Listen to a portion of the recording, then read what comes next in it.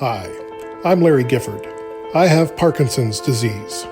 This is when life gives you Parkinson's. And once again, I am so grateful to have by my side my wife, my partner in Parkinson's, co-host of the pod, the amazing Rebecca. I'm happy to be here by your side as well. Oh, it's so comforting. Today we are very excited to feature a PD Avenger from Down Under, a great advocate for Parkinson's in Australia and a World Parkinson Congress 2023 ambassador in Barcelona, Geoff Constable. Now, before we bring in Geoff, I want to start with the World Parkinson Congress, the WPC 2023. It is the only conference of its kind where researchers, neurologists, clinicians, therapists, organizational leaders, people with Parkinson's and care partners meet and share ideas and challenge conventional wisdom, making long-lasting connections. The World Parkinson Congress is July 4th to 7th next year, 2023. Registration, hotel reservation information now available at wpc2023.org, right there on the website. Our first WPC was the last one to occur in 2019 in Kyoto, Japan. It was an amazing experience. It was the first time we'd been in an entire event with people who cared about Parkinson's. We were so new to the community at that point and had started making connections around the world through the podcast and other things, but we really didn't have the faces, the physical connection, the in-person connections, meeting so many people, all of that. And it was so concentrated in a short period of time. It was really formative. It changed my life. It really did. I'd never been in a room with so many people that were YOPD with Parkinson's. And then we realized at that event that there were so many of us, and there were more that weren't there. They say we're only 10%, but 10% of 10 million is quite a few. And so we do have the ability to make some noise and to get some things done.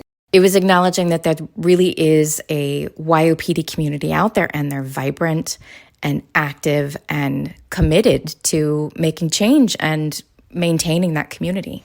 It was empowering and inspiring, and I cannot wait till next year. You can go back to June of 2019 in the podcast archive to listen to the 4 podcasts that we posted during the Congress. All right, now let's introduce you to our guest, Geoff Constable. Geoff, welcome to the pod. Thanks, Larry.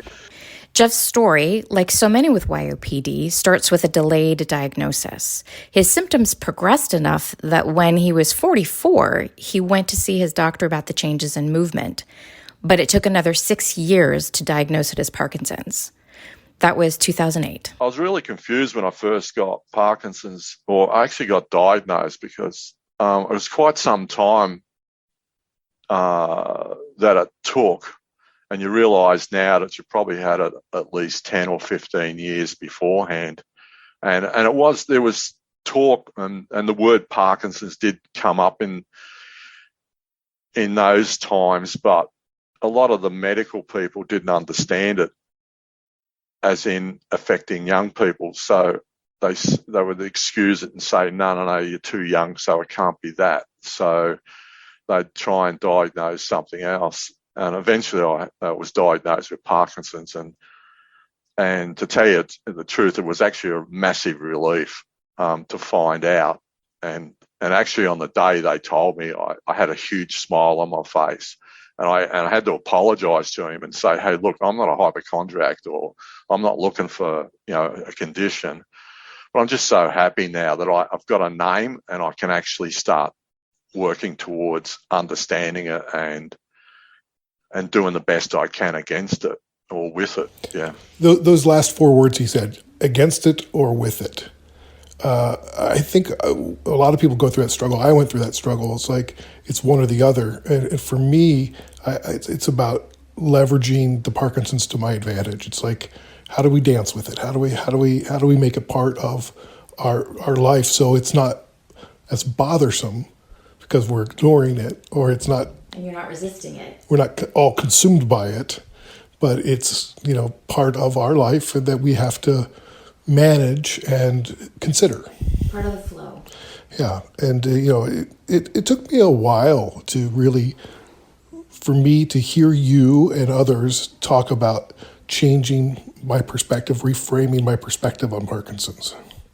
It did take you quite a bit, and even as you were starting the podcast and your advocacy journey and whatnot, you were still discerning that and figuring that out. And I would imagine that's a process that will continue as long as disease continues to progress. Yeah, for sure. And, it's when you mentioned it, when you're trying to ignore it, it's when it comes on strongest. Parkinson's is persistent, if nothing else. If you ignore it or push it away, then it just becomes more powerful. You're giving it more power in your life.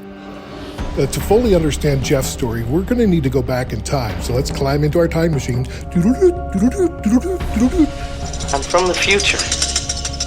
I came here in a time machine that you invented. No, look, we're back to 1970 when he became 13. So I grew up until early teens in a working class suburb in Melbourne, in Melbourne's north, called Glenroy, or right next door was Broadmeadows. So it was pretty tough times, a lot of domestic violence, a lot of abuse. They were pretty tough areas to grow up in, yeah.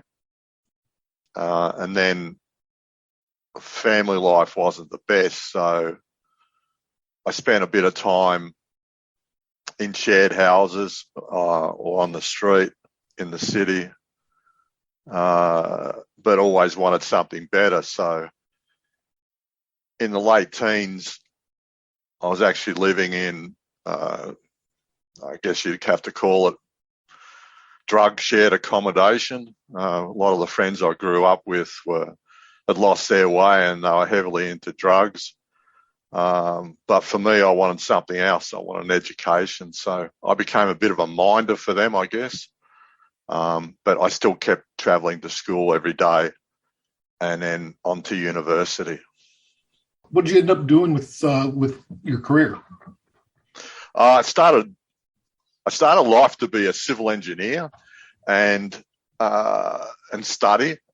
And I got through the first 2 years, and then there was talk about not being able to get a job afterwards. It was a real competition, so perhaps looked at other skills to get into.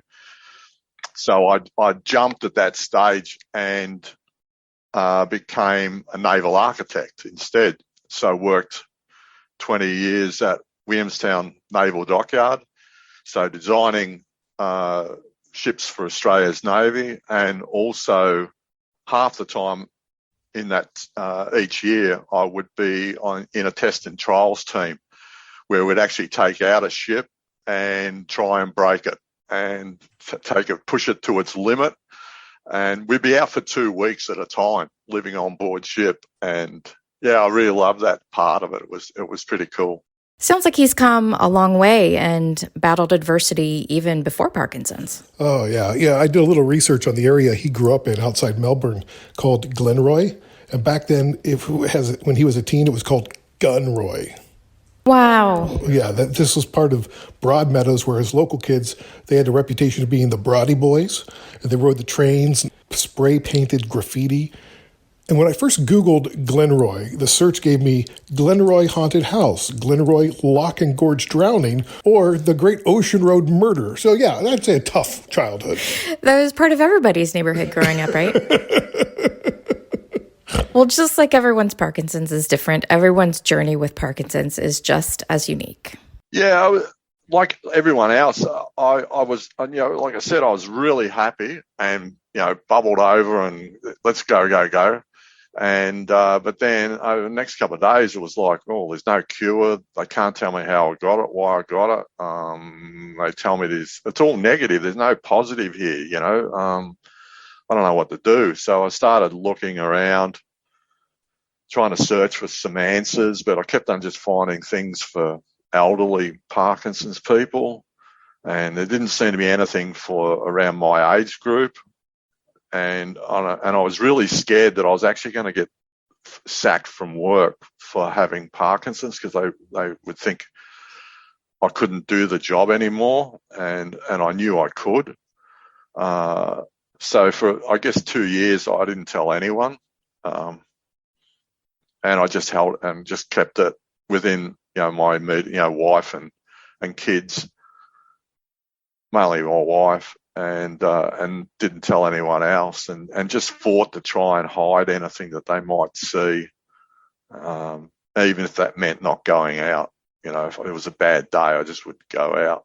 And after a while, I thought, this is, well, for the 5 years prior to being diagnosed, I had massive balance issues where it was like being drunk 24 hours a day. And actually, when I'd go to drive a car, when you open up the door and you transition from standing up to sitting in the seat, I'd actually black out. I'd actually, for that couple of seconds, I would be unaware of how I got into the seat. And because it was just, the movement was too quick. And so to walk down a footpath, I would have to walk 1 foot on the concrete footpath and 1 foot on the grass. So that I use that line between the two as a guide. And so it was really, by the time I was diagnosed, I had a few times when I walked out in front of cars and things like that. It was quite scary, and to tell you the truth, by the end of it, I was forcing a diagnosis because I was pretty pissed off with the way life was. You know what I mean? When did you realize life wasn't over? The 5 years leading up to being diagnosed and that balance issue, the safest place for me to be was sitting at home and in a chair, because that's the only time the world stopped moving for me. And so I spent a lot of time sitting, watching TV or not moving around too much. So exercise was totally out the door. So within that 5 years, I put on probably 30 or more kilograms. So I thought, well, I can't do anything about Parkinson's, but I can certainly do something about being fat.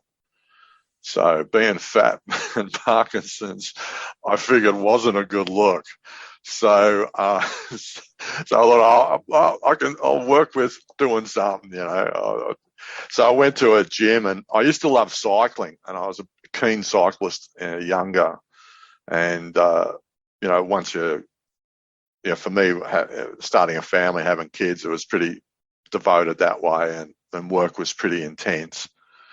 So you dropped off that. So, and I knew I couldn't ride a normal bike, even though I'd seen it on videos about Parkinson's people. It just didn't work for me. So I got on a stationary bike, and I loved it. That in the early days was more, a lot of pain, a lot of rigidity in the legs.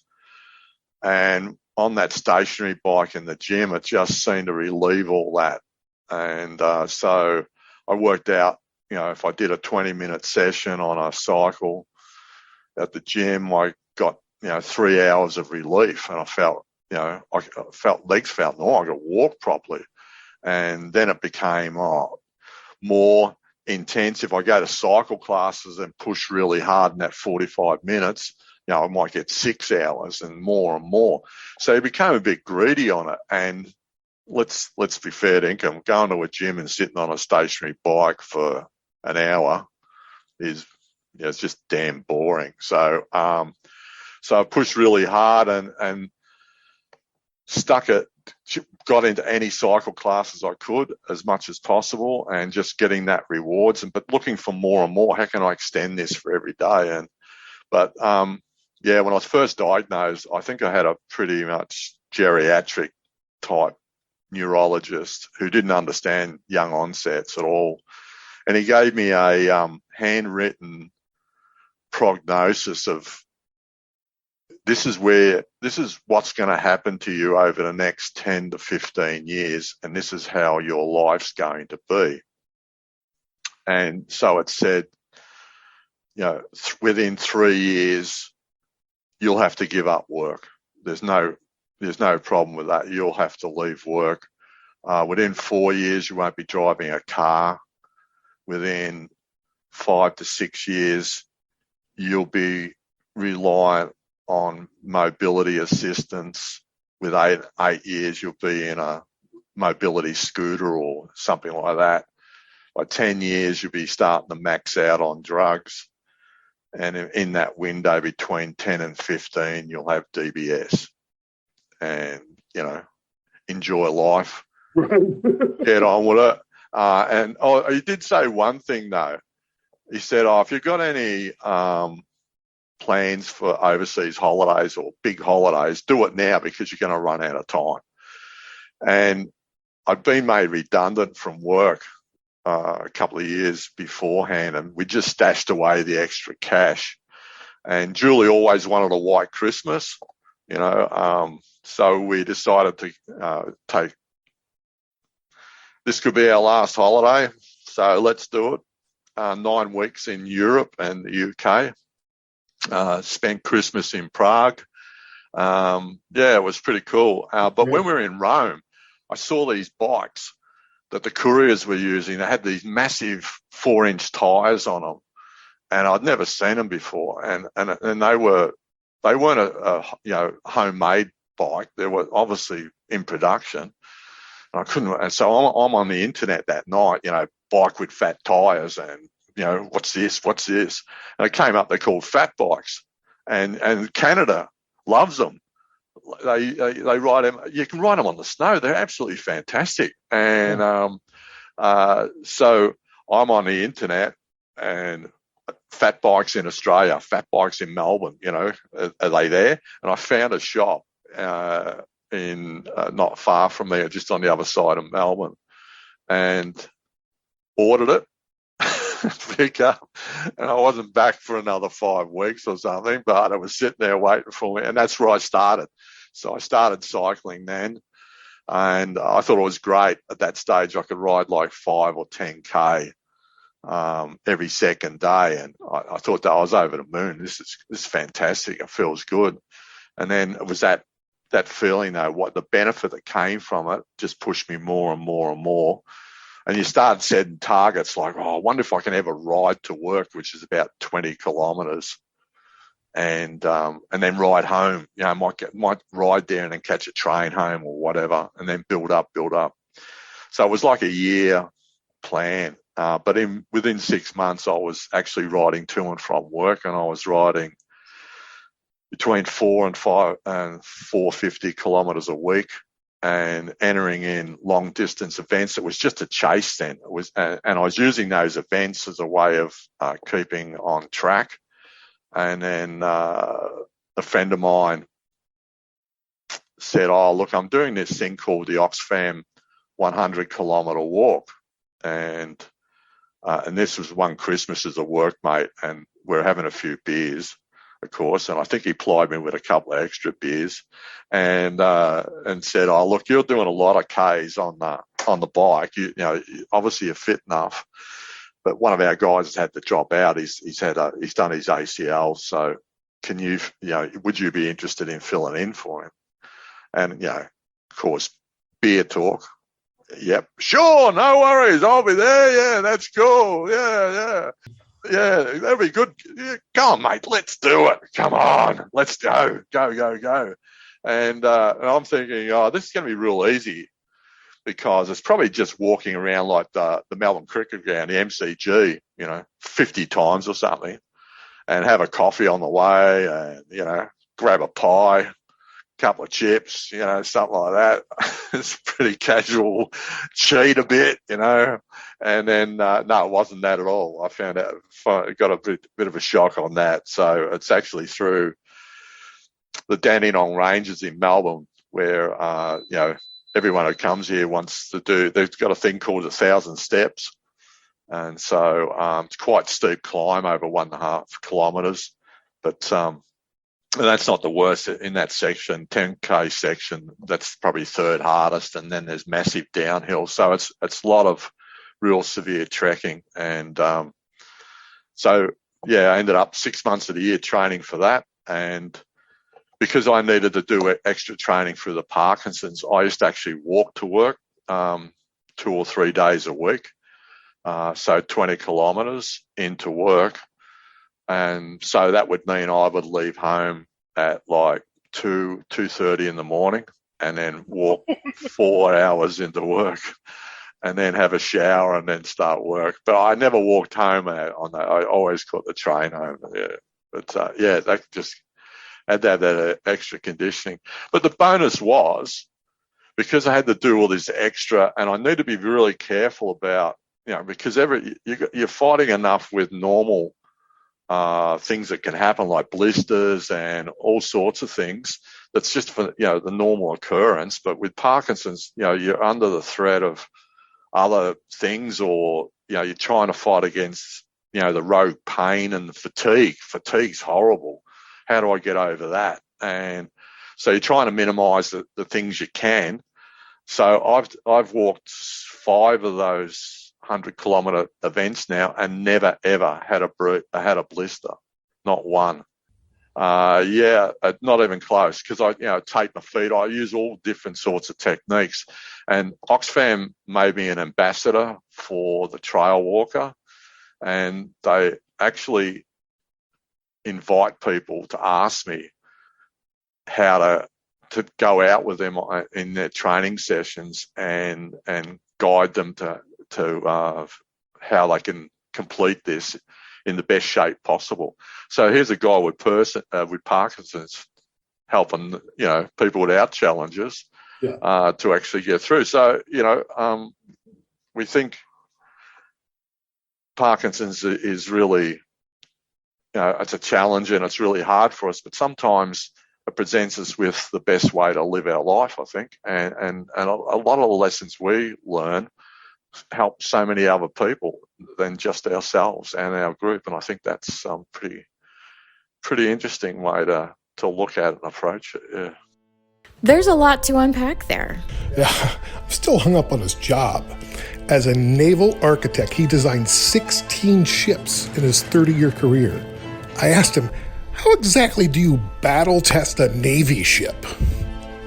Well, you push it to its limit and past its limit. So they would do full speed ahead trials. So you'd be pushing 30 knots for 8 hours flat out. Then they'd push it into reverse for 5 hours. So just water be crashing off the back over the back of the ship. And I don't know why they ever did this, but every trial I went on, they did a full speed steerage trial at around 2 or 3 o'clock in the morning, because they trialled 24 hours a day. So there'd be people in bed, and they'd be full power ahead and just ripping on the left-hand turn and then push it back onto the right-hand turn. And I don't know if you've ever been in a naval ship in particular, but they have triple bunks, not double bunks. And there was lucky to be like 2 foot between the bunks. So you'd just be watching, you'd watch them slap from side to side as the boat was going. And then occasionally there'd be a little tumble out onto the floor. That was crazy. Yeah, so it was good. And they'd do gunnery trials. So they'd try and work the gun back to its ultimate stress limit. And so they'd shoot a shell in that would go in about the middle of the ship distance-wise, and probably only 10, 15 foot from the side of the ship. So you'd actually see it go in under the water. It was unreal. But it put up a big fountain of water. It was there's a lot of stories about that.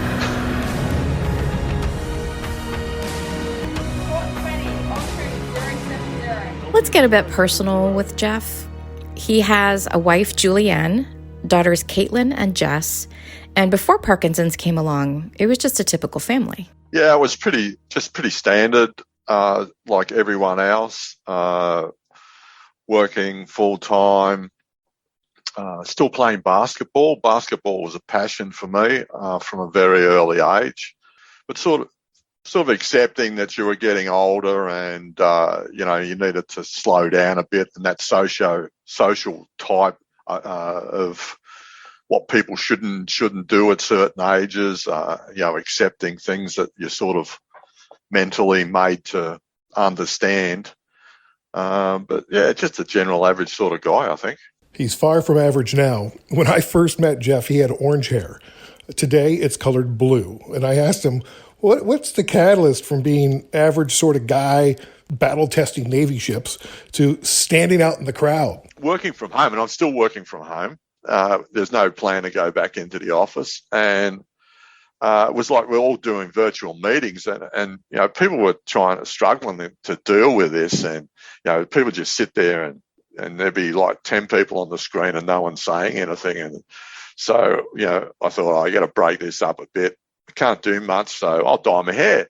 So yeah, that's where it's. And I think I turned up in some of the ambassador meetings, and it's like, Jesus, Jeff's got red hair, And it's funny. Some people don't know what to say, and other people, hey, what's going on here? You're going out. So you can't be going out. What's with the hair? And then you change it. And unfortunately, well, not unfortunately, I loved it, but with the dye for the hair, so going into the water, if it was spray, it was going to come off, and I'd end up looking like an Oompa Loompa or something with a big blue face on the day at Moomba. So it's permanent dye. It turned a bit electric. It helped too afterwards. Last week we had the Fight Parkinson's walk in the park. About over 2,000 people turned up for that. I was there. I still had the blue hair from Moomba, and it made people easier to find me. And like they'd hear, Geoff Constable from the Moomba Birdman rallies here, and they go, where is he? Find him in 2,000 people, and it's just, there's a guy over there with blue hair, that must be him. So it made that connections a lot easier too. So again, you step out of your comfort zone, and you win. So it's cool. He's mentioned Moomba a couple of times now. I know. It's my favorite. The video is something else. It's a lot of fun. 3, 2, 1.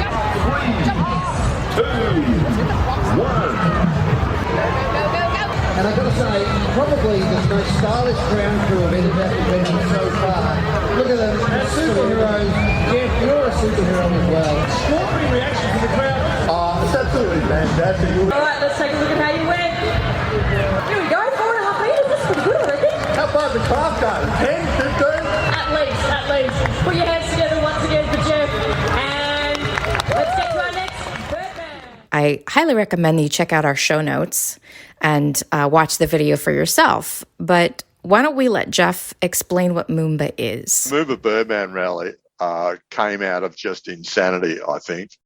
It's been around for about 40 years. The Moomba Festival itself happens on a long weekend in March in Melbourne, and Moomba is an Indigenous word that means let's get together and have fun. The contestants are all supporting a charity. We have to build our own flying craft, and there's a lot of restrictions on it, as in size and weight and material you can use. You can't have it propelled in any way unless it's by human body. So you could use a spinner propeller, but it has to be driven by your feet or your hands. There's one guy, he just turns up with cardboard boxes on the day and just makes something and just jumps in. So it can be as simple as that, or as radical as a couple of professional guys have like hang gliders, and one's got 7 of them, and it depends on the weather whether he uses this one or that one. But we just build it, and I encourage you to engage a lot with the crowd and the community.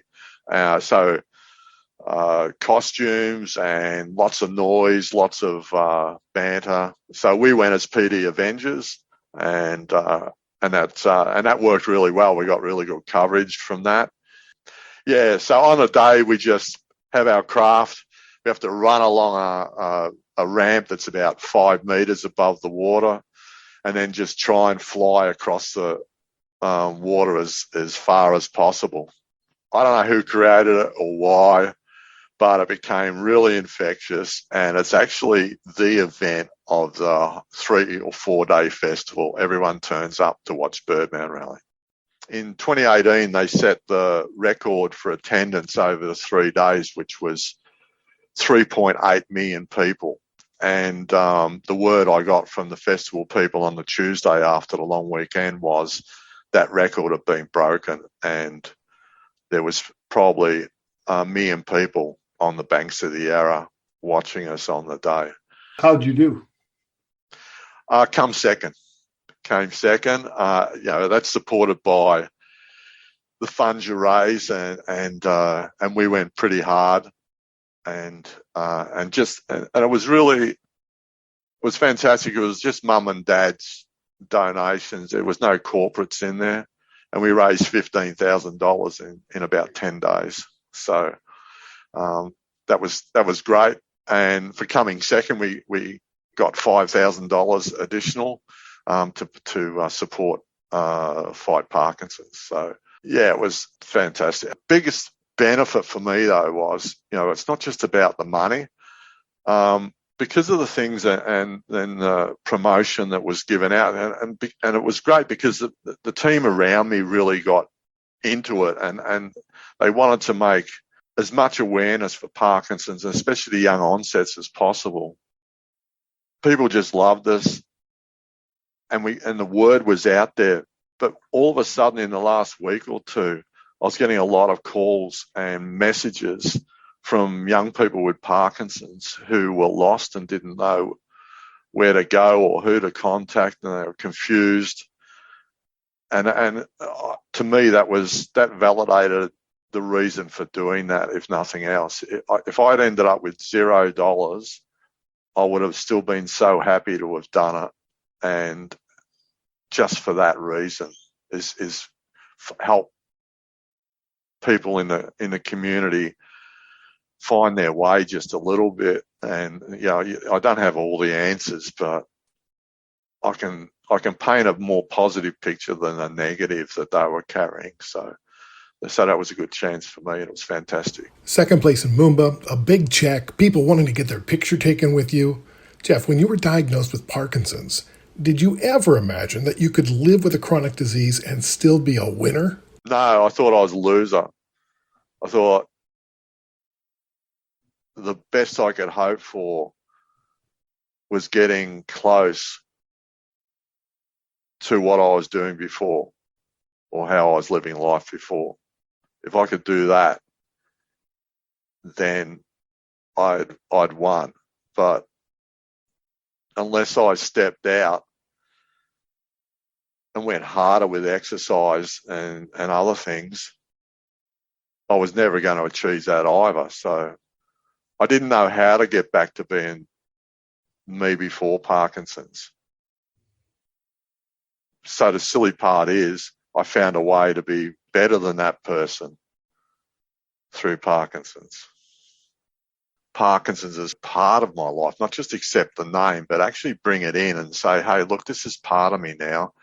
Love it or hate it, you got to just live with it. Don't use it as an excuse all the time. And once I found I did that, it was much better life, and you're more at ease with yourself. And I think you just evolve and move into it then. It's like you get a second chance. I think the easiest way to explain is you actually stop and go, line in the sand. That's what I used to be. Here's where I am now. What am I going to do about it? How am I going to live this? And so you forget all the standard restrictions that are on you. Oh, you're too old, you shouldn't be doing that. Oh, you're too young, you can't be doing that. Blah, blah, blah. It's like, well, let's start from scratch, and if it works, then we'll keep going. If it doesn't, well, and I want to do it, let's find another way around it. And there's no limitations. It's like, let's see how far we can go with this. Parkinson's, it gives me permission to do the things that I always wanted to do that I never made time for. Yeah. I think that's the best way to say it. Yeah, I totally agree. Yeah, for sure. We started an improv for Parkinson's group. Well, I haven't done improv since college, but yeah. I always wanted to be. I started as a theater major, ended up in radio for 30 years, but I still have the love of the stage, and I want to perform, and I like the reaction from the audience, and so I'm doing that now, and I love it. And it keeps me on my toes. Yeah, it introduced that freedom. It's like, well, what have I got to lose? Everyone thinks I should be sitting down doing nothing. Well, okay, I can get up and do something, so bugger them, Yeah. But, I just, it's that new way. It's just, let's have a crack. Let's see where we go with this. Yeah, I'm Larry, I saw you in Kyoto, and I think this is fantastic for the ambassadors. On the first day of when we had the extra day at the start, I sat next to Alison Anderson, who's now an ambassador, and just sat right next to her. And we're taking photos of each other's name tags so that we could remember each other, so that we could message during the 4 days. And in walked the door was you and your wife and Heather. And I was looking at her, and there was everyone. There was a group of you that are all happy to see each other. I'm like, gee, he's this big. He's like a bear. Jesus, this is great. This is cool. This guy's cool. So on that day, and then we end up, 2 years later or something, being ambassadors, and I'm going, half these people I met on the first day of that place. Isn't that cool? The World Parkinson Congress, I tell you, changed my life. Oh yeah, and even that, I think back to then in Kyoto, and you're saying, I don't know if you must know it and you must see it, but you're a different person now to then. Your life's changed. It's changed. PD Avengers came up.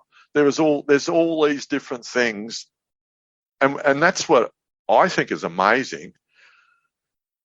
People think life stands still because you've been diagnosed with something, and like it's hard to move ahead, and you just fight to live a normal day. Where I think, and there will be people like that with Parkinson's, but I think the opportunity's there. If you want to do this, find a way. There is a way, and it's like, and I always love with PD Avengers, and they won me over as soon as I heard the words, "What's your superpower?" You've got one. Come on, that's why we're PD Avengers. You've got to have a superpower, and that's what I reckon it is. You develop pathways around the restrictions, pathways around the limitations, and some of those everyone should be using, not just you, everyone, and outside the Parkinson community, everyone in the world perhaps should be using that pathway that you have found, or found a different direction to get to where you need to be. Let's talk about the World Parkinson Congress next year. What are you looking forward to? Connecting with people, just walking in that. And I still remember the best part was, you had 4 or 5 days where you could be yourself and you were free. Everyone, whether you had, a tremor, you're squirming in your seat because you can't sit for more than an hour at a time. You don't get the funny looks of what's wrong with this guy. I mean, everyone just knows and understands it. So there's no, you could actually totally relax, and if the body wanted to slap around and go crazy, well, that's fine. You didn't have to hold it back or feel, embarrassed because you're wearing half your breakfast down the front of your shirt because you spilled it. So, and you don't get soup. Isn't that cool? You don't have to wear that. So, what do you have for lunch? I don't know. Have a look at this.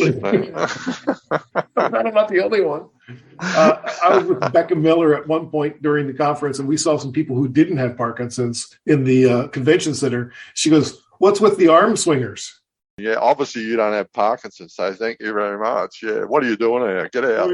Yeah, and just the information that comes from World Parkinson's, and the connections you make and the directions you find yourself going afterwards. I mean, I was exhausted after that 4 days. I had to have a chill.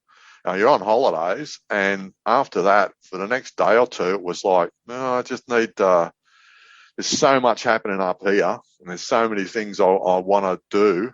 I just got to back it, have a bit of a relax, and then start putting things in boxes and where we're going to go. If you've not been to the World Parkinson Congress, you don't have to do everything, and you can't do everything. So don't beat yourself up if you don't go to every session, because there's like 5 sessions at a time. And oftentimes you aren't even in a session. You're just in the lobby talking to somebody, and it's the best, hour you had. I particularly love the round table sessions. It's not all about being talked at by going into presentations and learning things. There was a lot of opportunities, and every day there was the round tables where you could just book in.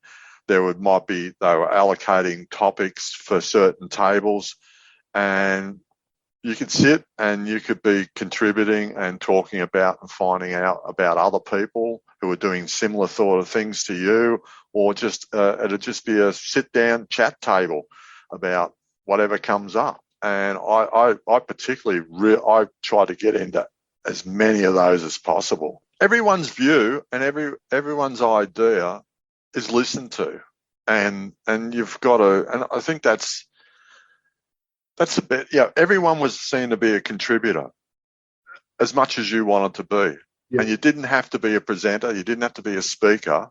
It was like you were saying. You could be chatting in the lounge areas with a couple of people, and all of a sudden people are hearing what the conversation is, and you turn around and look, and all of a sudden there's 10 or 12 people either just listening or they're contributing into it.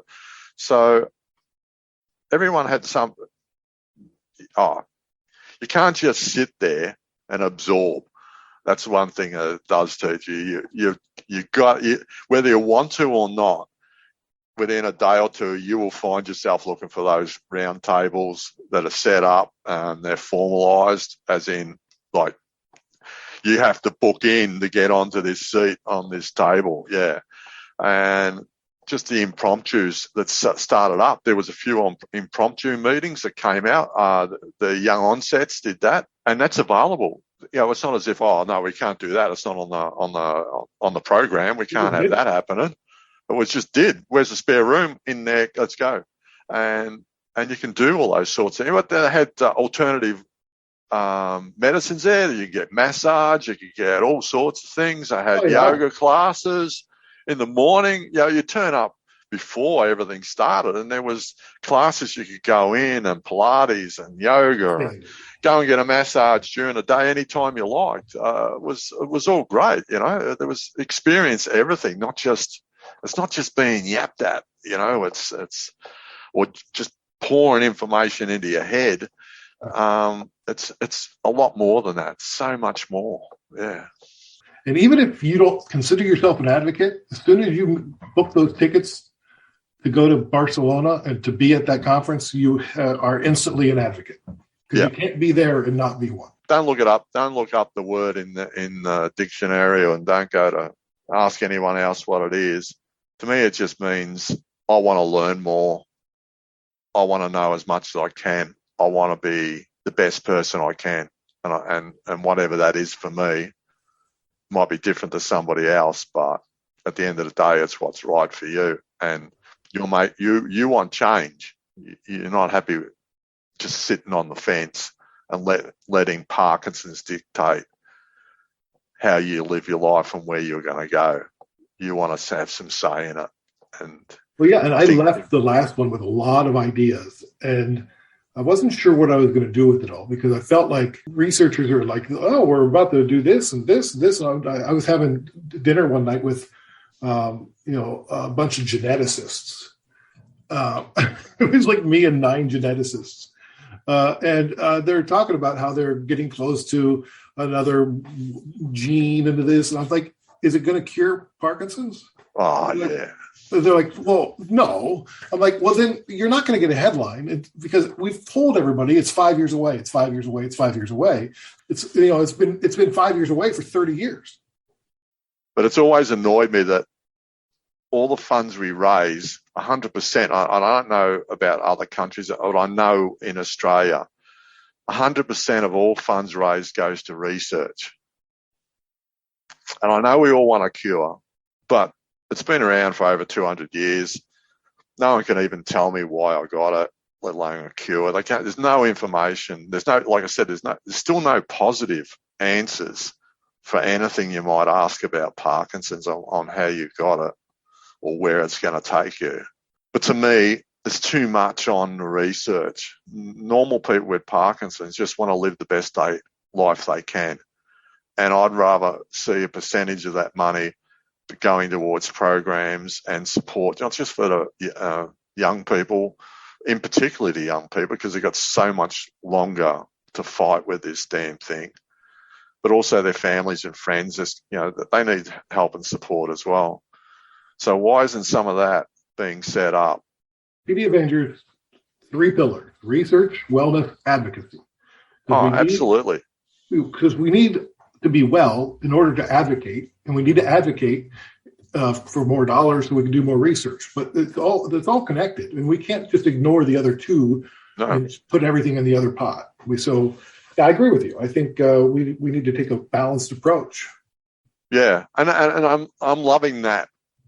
That's where PD Avengers, groups like PD Warrior.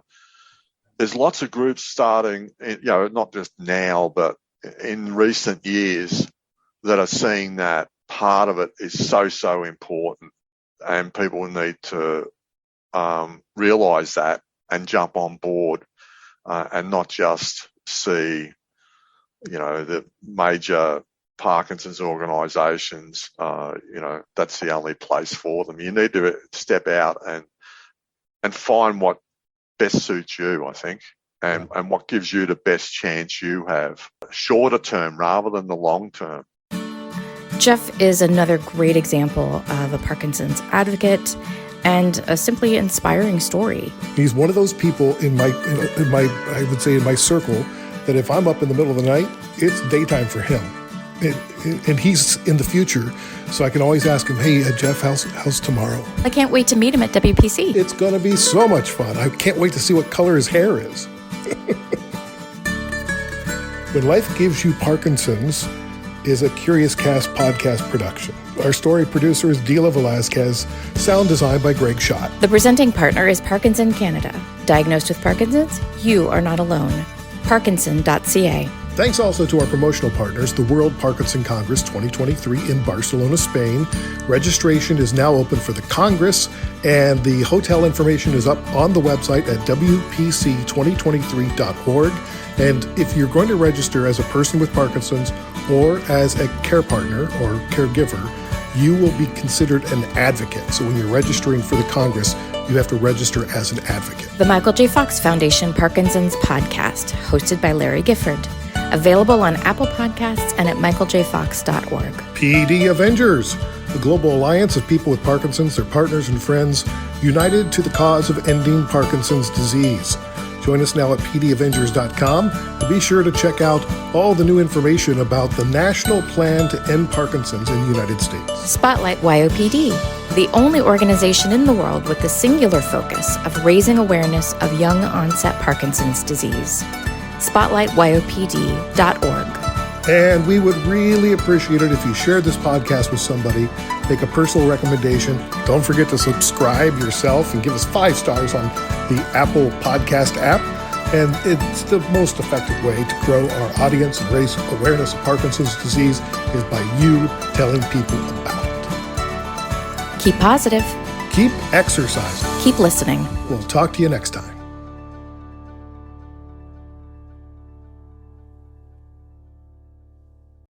Canada may be known for its landscapes and friendly people, but beneath the surface lies a darker side of crime, history, and the paranormal. Since 2017, the award-winning Dark Poutine podcast has explored the shadowy corners of the Great White North and beyond, delivering chilling tales from a uniquely Canadian perspective. Hosted by Mike Brown and Matthew Stockton with over 300 episodes and fresh releases every Monday, Dark Poutine is your weekly ticket to the creepier side of Canada.